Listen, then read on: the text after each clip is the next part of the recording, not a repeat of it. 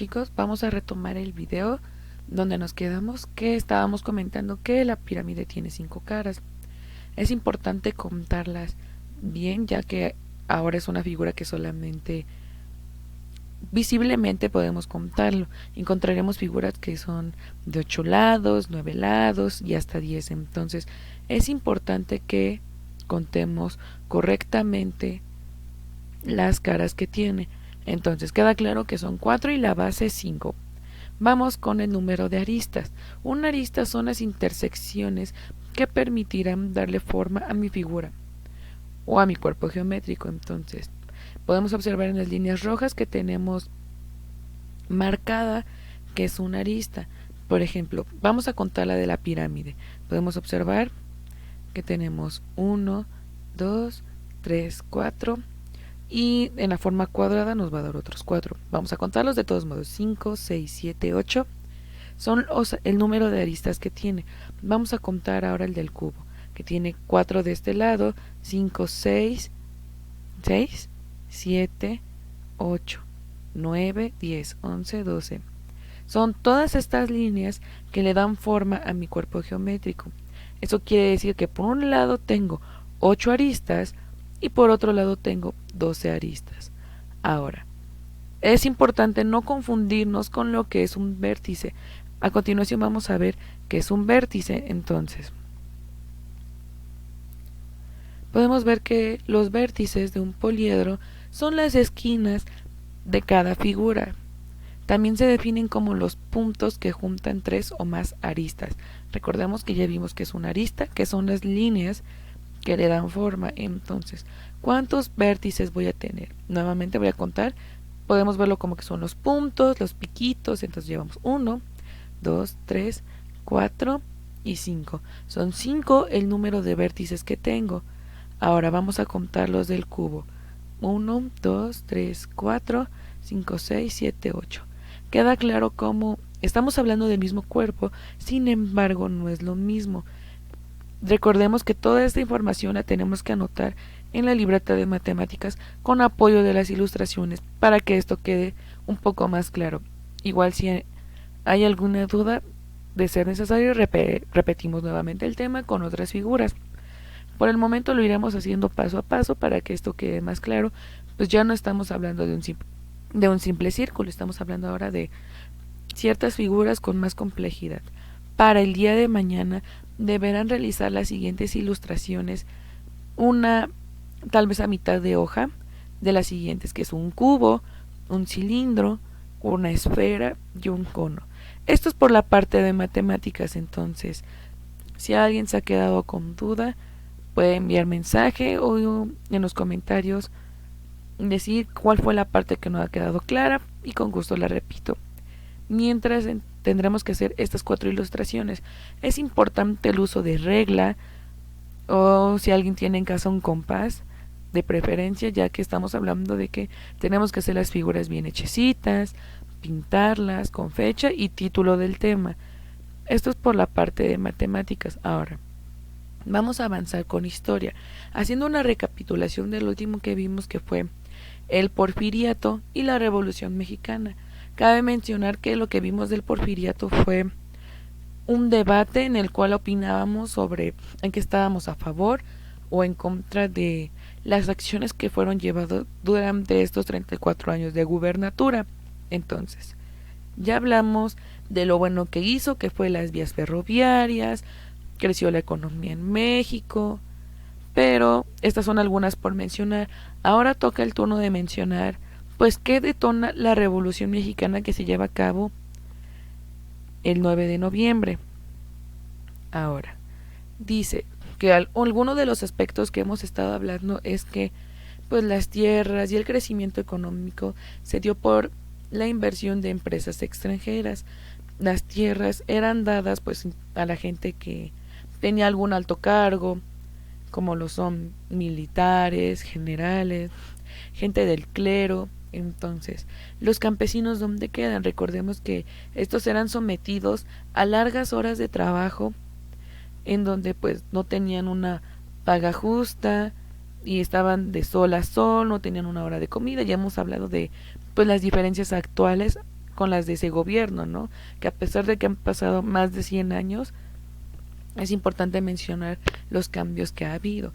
Dice que no existía una ley laboral que regulara los derechos.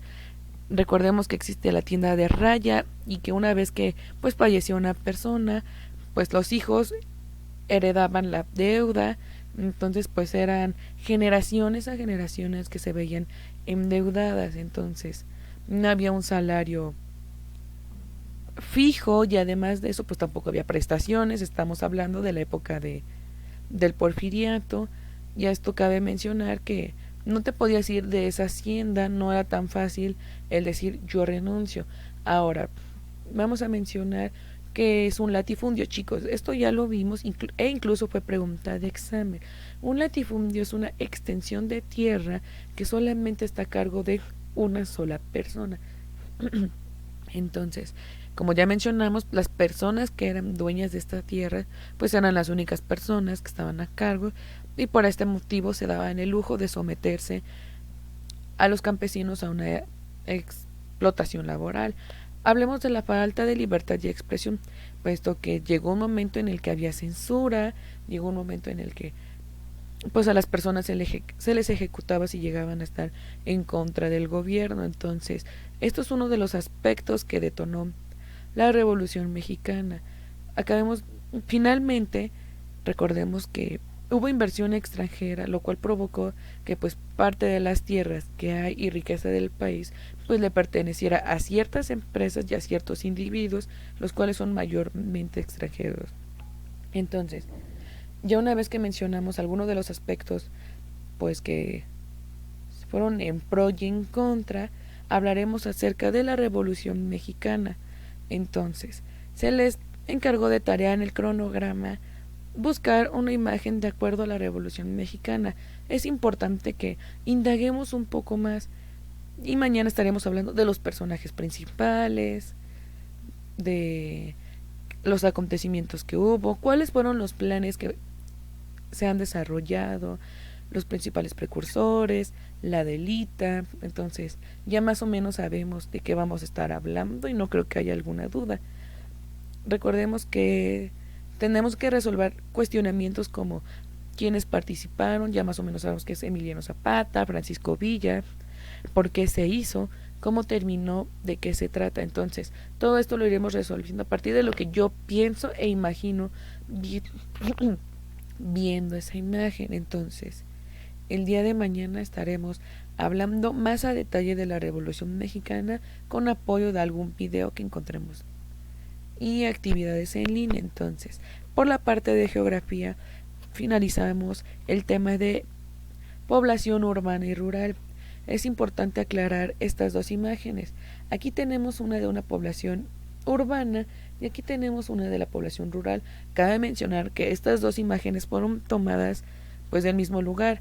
La primera imagen es de la República Mexicana y la segunda también. Entonces, ¿qué les hace tan distintas? Porque podemos observar que en una ya es más tiene más edificios, ya hay automóviles, el pavimento, incluso se ve poblado a lo lejos. ¿Y qué observamos en la primera imagen? Una montaña, casas hechas de lámina, la gente que va caminando, incluso podemos observar que las casas se encuentran a cierta distancia. Entonces, ¿qué vamos a hacer de trabajo? Tenemos que elegir un continente. Recordemos que hay continente asiático, América del Sur, del Norte, América Central, africano, oceánico, europeo. Tenemos que elegir un continente y de ese continente elegir el país más poblado y el menos poblado. Tenemos que encontrar alguna noticia por internet acerca de la población y las principales características. Por ejemplo, si yo elijo el continente asiático, ya sé que China es uno de los países más poblados del mundo y qué características tiene, qué se le ofrece a esa población, qué leyes han implementado. Ya sabemos que pues China es uno de los países donde más destacan las noticias acerca de la población. ¿Cuál es el país que menos población tiene y a qué se debe y qué noticias se encuentren? Este cuadro que les acabo de mostrar necesito que lo anoten en la libreta de geografía. Aquí les doy la definición como son los transportes, las ventajas y desventajas. Ya hemos mencionado la actividad económica que se tiene en cada una de ellas. Entonces, en algunos es la agricultura, la ganadería, porque pues es las principales actividades que se tienen en estos lugares. En otro, pues recordemos que ya existen los parques industriales, industrias. ¿Qué es un parque industrial? Recordemos que es un conjunto de empresas que se encargan de fabricar en un solo lugar en específico. Entonces, por favor, anoten este cuadro, chicos. Si quieren dibujarlo de acuerdo a lo de las noticias, si quieren presentarlo en Word, adelante, es bien recibido. Sin embargo, tiene que ser pues un trabajo más o menos editado. No quiero que nada más lo copien y peguen de la primera noticia que les salió. En todo caso, preferiría que fuera en la libreta. Creo que esto es todo por la parte de geografía. El día de mañana nos estaremos viendo nuevamente y debajo en los comentarios de la plataforma les estaré diciendo cómo tienen que entregar las tareas. Entonces, esto es todo. Yo espero que no haya alguna duda. Si la tienen, por favor, comuníquense, háganmelo saber para que lo repitamos con toda la confianza.